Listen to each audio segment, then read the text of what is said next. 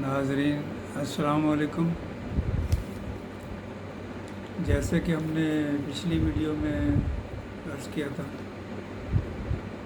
کہ المصور کے سلسلے کی یہ 5ویں ویڈیو ہوگی۔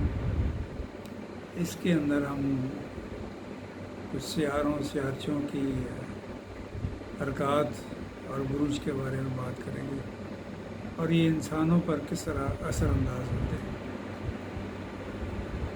بات ہم یہاں سے شروع کریں گے کہ جب انسان اس دنیا میں آتا ہے تو اس پیدائش کا ایک وقت، ایک لمحہ، ایک دن، ایک ماہ اور سال ہوتا ہے۔ عین اس وقت کچھ بروج، کچھ سیارے، زوڈیک سائنس اس کے زندگی کے اوپر اپنے اثرات مرتب کر رہے ہوتے ہیں یا کرنا شروع کر دیتے ہیں،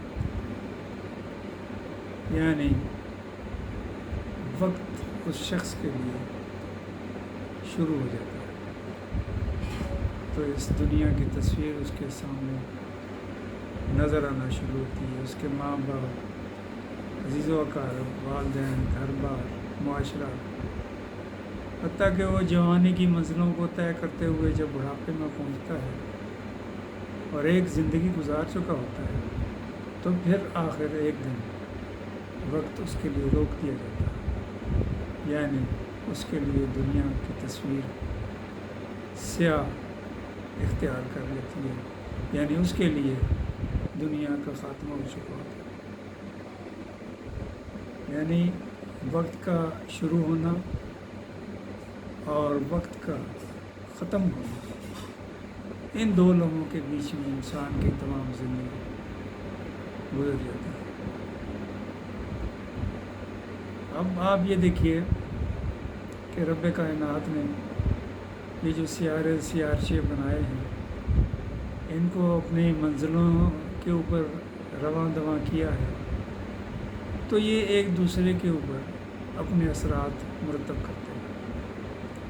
یہ آپس میں ٹکراتے نہیں، اپنے راستے پہ مگن رہتے ہیں، لیکن ان کے اندر یا ان سے موجود جو قوت ہے، جو انرجی ہے، وہ ہمدن ایک دوسرے کے ساتھ ملفوظ ہوتی جاتی ہے اور وہ انرجیز کائنات میں پھیلتی جاتی ہیں اور اپنے اثرات مرتب کرتی جاتی ہیں۔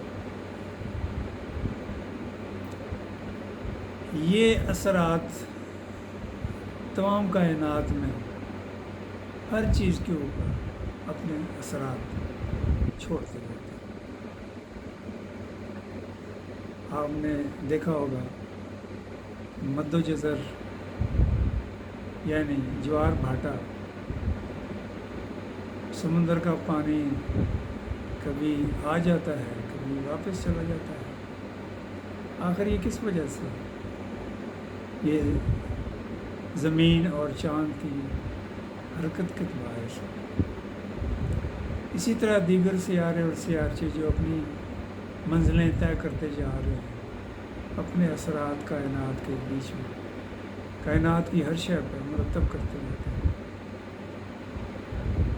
اب آپ یہ دیکھیے کہ انسان ہوں، جاندار، نباتات، حیوانات، موسمیات، بارش، طوفان، زلزلے، یعنی ہر چیز کے اوپر ان کے اثرات مرتب ہوتے رہتے ہیں۔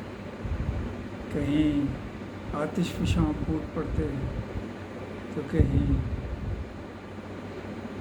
جیوگرافیکل جو ارتھ پلیٹس ہیں وہ ٹکراتی ہیں اور زلزلے رونما ہوتے ہیں۔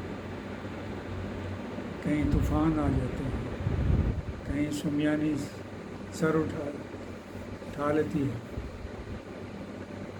اسی طریقے سے انسان کی زندگی پر بھی یہ سیارے اور سیارچے، یہ زوڈیک سائنس جن کے تحت انسان کی پیدائش ہوئی ہوتی ہے، اس کے اوپر تمام زندگی اثر انداز رہتے ہیں۔ یعنی انسانی زندگی کا کوئی ایسا شعبہ نہیں، یہ میں نہیں، اسٹرالوجرس کہتے ہیں کہ انسانی زندگی کا کوئی بھی شعبہ ہو، یہ سیارے اور سیارچے اس کی زندگی کے اوپر اثر انداز ہوتے رہتے ہیں، یعنی اس کی صحت اور اس کی جسمانی کیفیت اور اس کی یعنی جو بھی اس نے زندگی میں حاصل کرنا ہے، کس حد تک حاصل کرنا ہے، کس مقام تک جانا ہے، اور کتنی اس کی زندگی میں جد و جہد جو کامیابی سے ہرکنار ہوگی وہ کس حد تک ہوگی، اس کی شخصیت مذہبی ہوگی، لادینی ہوگی، کیا سوچ ہوگی۔ ان اثرات کے علاوہ انسانی زندگی کے پر کچھ دیگر اثرات بھی ہوتے ہیں، مثلاً اس کے ارد گرد کا معاشرہ، اس کے گھر بار کی تربیت، اس کے دوستوں عزیزوں اقربا کے اثرات اور اس کی اپنی جد و جہد، یہ ساری چیزیں مل کر اس کی زندگی کے معیار کو تعین کرتی ہیں۔ اور ایک انسان کیا کر سکتا ہے ان حالات میں، جبکہ اس کی پیدائش اس کے بس میں نہیں، اس کی موت اس کے قابو میں نہیں، اس کی زندگی سیاروں سیارچوں کے اثرات کے تحت ہی گزرنی ہے، تو وہ کیا کر سکتا ہے؟ اس سوال کو کہ ایک واقعہ ہمیں یاد آتا ہے، حضرت علی کے زمانے میں ایک شخص نے پوچھا، یا علی یہ بتائیے کہ تقدیر کیا چیز ہے؟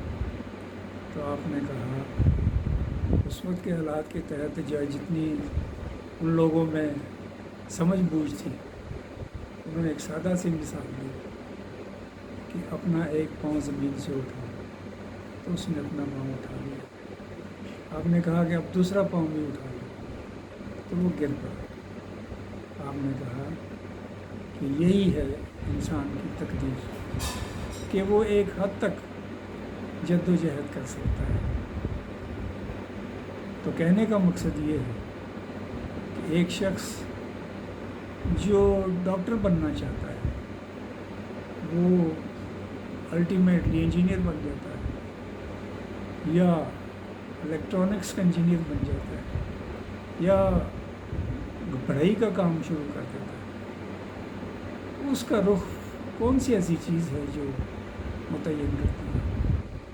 اس کا سادہ سا جواب جو ماہرین نجوم دیتے ہیں وہ یہ ہے کہ اگر کوئی شخص اپنی زندگی میں ایسا پروفیشن اپنا لے جس کو اس کی پیدائش کے ستارے فیور کر رہے ہیں، تو اس میں کامیاب رہتا ہے۔ لیکن اگر وہ اس رخ کی طرف نکل جائے جہاں اس کے ستارے اس کے مخالف ہوں، تو اس کی کامیابی کے امکانات بہت کم رہ جاتے ہیں۔ لیکن اگر وہ جد و جہد بھی کرے تو پھر بھی شاید اس کو وہ کامیابی کی وہ سطح حاصل نہ ہو سکے۔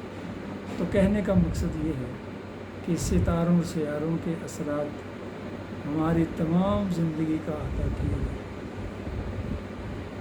تو آئیے ہم دیکھتے ہیں کہ یہ اثرات ہم تک پہنچتے کیسے۔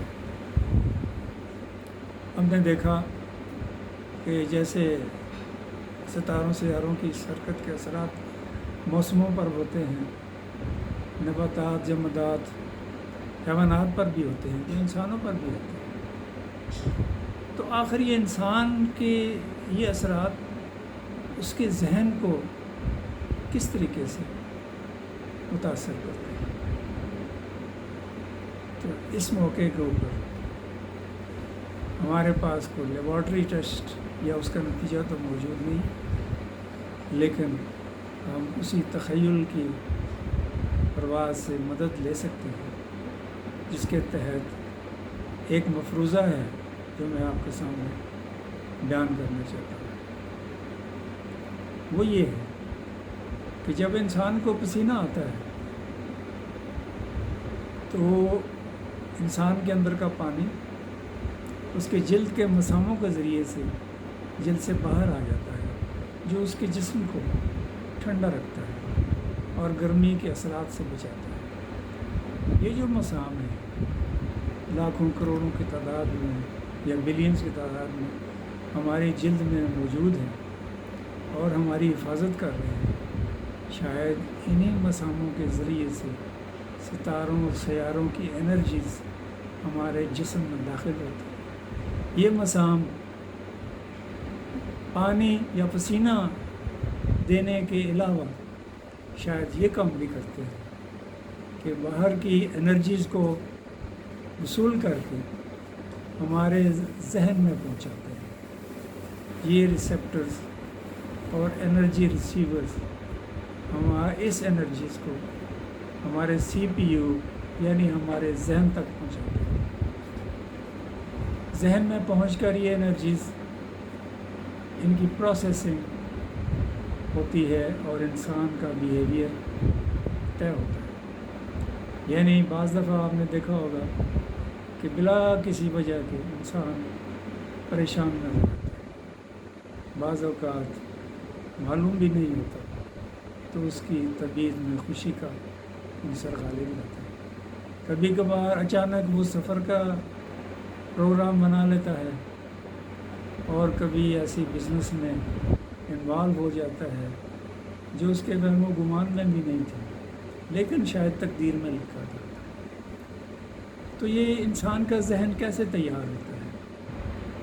میرے اندازے کے مطابق یہ انہی انرجیز کے تحت یہ سب کچھ ہو رہا ہوتا ہے جو ان سیاروں سیارچوں کے محور سے نکل کر انسان پہ یا دنیا کی ہر چیز کے اوپر اثر انداز ہوتا ہے۔